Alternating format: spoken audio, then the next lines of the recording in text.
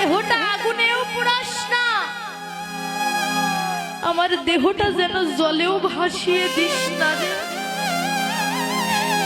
আমার দেহটা মাটিতেও রাখিস না। কি করবি জানিস? ওই যে যমুনার তটে একটি তমাল বৃক্ষ আছে,